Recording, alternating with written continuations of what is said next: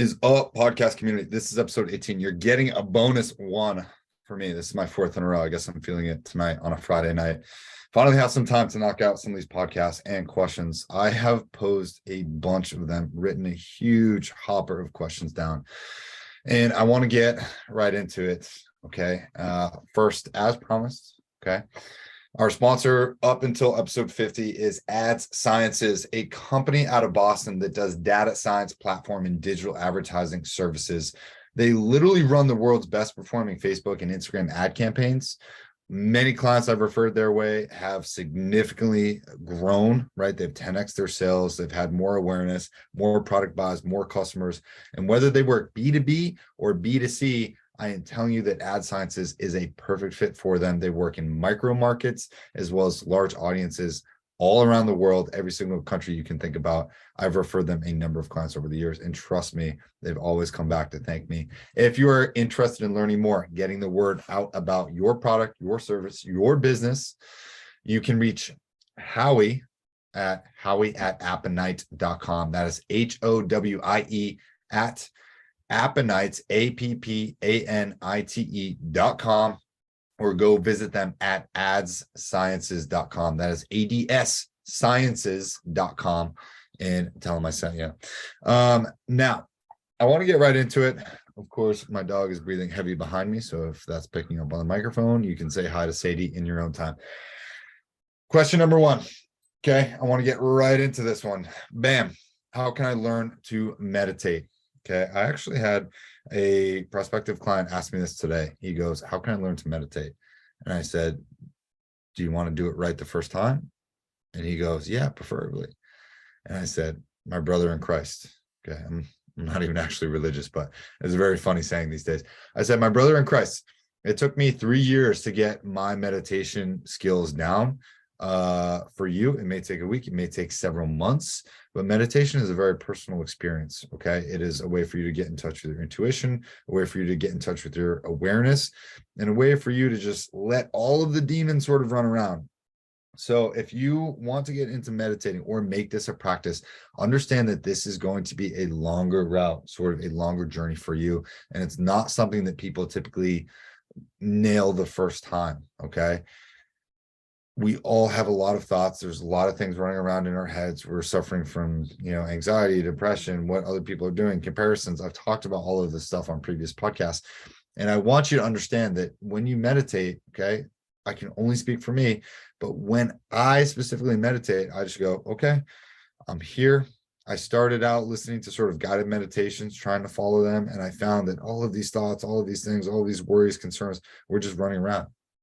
How I meditate today is very different than how I began meditating 3.5, 4 years ago, to the point where I will sit down. I typically put on a certain frequency or a hertz, and I will listen to that, and I sort of just let my mind go. Okay. And I let all of the demons, all of the insecurities, all of the bad thoughts, I let all of them run around for 20, 25 minutes. Typically is average time between 15 and 25. I prefer over 20 minutes. I find that I really get into it around, the 20 to 25 minute mark. And then I sort of come to my conclusion where I feel really good. Oftentimes I'll start my watch. And then whenever I feel like I've gone through the end of my own personal meditation, I'll open my eyes. And most often I'm around that 20 to 25 minute mark. But for a lot of people in my scenario, I will say, meditation can be whatever you make it. Okay, I've meditated on top of mountains before. I've meditated by rivers in the forest, on great hikes. You can do it in the car. I typically do it first thing when I get out of bed. You wake up, sometimes I'll take my morning bathroom break, and then I'll just come right back down, or when I get out of the shower, and I'll just sit, and I will let all of those insecurities just tire themselves out. Okay, like a puppy that just wants to run around until it passes out. That's how I let all of my anxious thoughts get out first thing in the morning. And I told this guy this when he asked me. He said, how can I meditate? I'm getting really angry and upset with some other people. And I said, dude, you're focused on what other people are doing. You're not focused on your reactions to what those people are doing. And I saw the wheel start to turn. He was like, oh, holy shit. I was like, can you control that other person? He's like, yeah, I could. I was like, no, you physically can't, but like you can control your reactions. So why don't you meditate on your reactions to what that person is doing, and either try to find some sort of empathy for what they're doing, what they're going through, or try to understand why that's angering you and focus on that, and then focus on letting that go. Because all of those things that we think about what other people are doing, what they're not saying, we tend to bring that right into our experience when we wake up in the morning. Okay. I don't know how many of you wake up and just roll over and reach your phone and start swiping through social media, which is like the worst thing you can do in the world.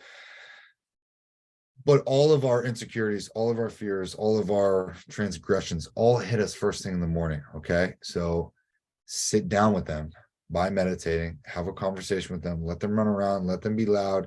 And then once they finally shut up and are tired, hopefully for the day, or hopefully for at least some time, you've now created that space, that barrier for you that acts as a cushion.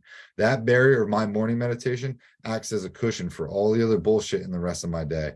And that's how I sort of handle my meditation. That's why I like doing it.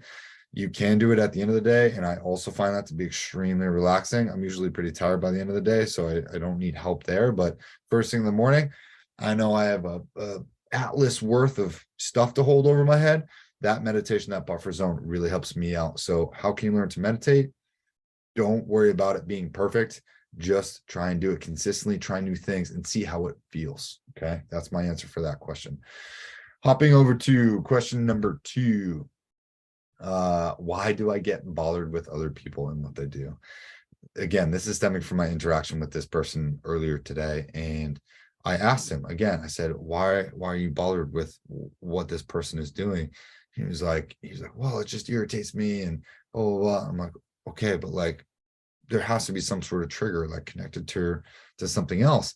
And he goes, yeah, that's, it related to this person because this person used to do that. And I said, okay, well, have you alleviated that situation? Have you forgiven that person? Or is this a trigger that's sort of getting at you in the core, whether it's from a child wound or a teenage wound that's either emotional or physical or some sort of mental trigger point for you?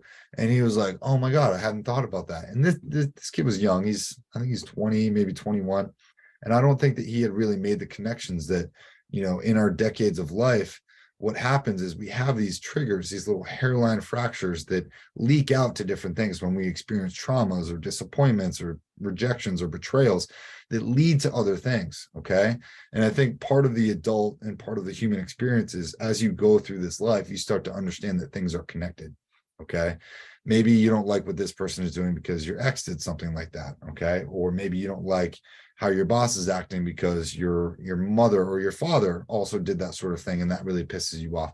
In order for you to be able to understand what's going on in your life and your own emotions, which I think if you focus on being able to master your emotions, you first have to understand where they're coming from or why they're coming in that direction. So let me explain that. When you can take a step back, okay, and I've called this watching the watcher. When you can take a step back and be like, wow, okay, well, that person's making me angry. Why is that person making me angry? Oh, because they're doing this and doing that. And that really is sort of a trigger for when this thing happened previously in my life, which is very similar. And you can draw that correlation to that.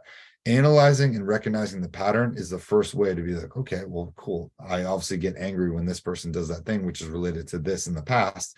And now you can draw those correlations, and then you can start to heal it, or you can start to avoid that thing, right? We know we can't control other people per se, but we know if we can recognize that pattern, we can see this thing. Now let's try and stay away from that sort of stuff, whatever. For instance, there is some guy in one of my classes who continuously spits. He puts tobacco dip in his gum, and he spits about every 15 seconds very loudly into his can. And he sits 2 seats in front of me. So I can see it, right? As I'm focusing on the PowerPoints, as I'm focusing on the lectures, I can see him constantly spitting. I am taking copious notes. And that one little sound, that acoustic, drives me up the fucking wall for some sort of reason. There's a word for this, but I won't go into it. I can actually correlate that to another time where somebody when I was younger in school, they would make this weird sound. They had some sort of tick and they would make this weird sound. And this person, I was in class with them for a whole year because that's how, middle school and stuff works. And I just remember that one sound drove me up the fucking wall for, an hour and a half or whatever that class was back in the day. And I draw that conclusion. And for whatever reason, like I am very sensitive to those sort of isolated, awkward sounds that just stick out in a not normal environment. And that really drives me insane. So what we're talking about here is, why do you get bothered with what other people do? It's not necessarily you getting bothered. It's you not knowing how to handle or recognize that pattern and then being able to stay away. You can't control it. You can't control what someone else does. You can only control your reactions. So if your reaction is to get upset, you've already lost the battle. You need to understand that, hey, that thing is going to make me upset. I need to either stay away from that person, or I need to let it go or forgive them or completely remove myself from that situation.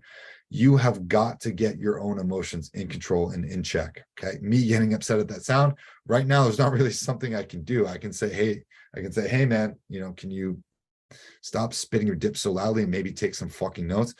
No, that's probably being passive aggressive and or rude. I have to kind of accept that. I'm going to move from this thing. I can probably sit in a different part of the classroom though, so I'm not maybe as privy to that sound as possible. So when it comes to this guy, and I hope you listen to the podcast, stop getting bothered about what other people are doing. Learn how to control your emotions by either forgiving them, letting go, or staying away from that. Now that you've been able to sort of recognize that pattern and have that correlation that, hey, this thing makes me feel that way, I should get away from that, or I should find a way to sort of remove myself from that situation. Okay. Hopefully that makes sense. I'm going to hop over to question number 3. Okay. Question number 3. How can I truly forgive and let go of people who have caused me transgressions? This is sort of in line with what we just talked about. Okay. Truly forgive and let go of people. I wrote this question a long time ago, and I know where I was when I was thinking about this question.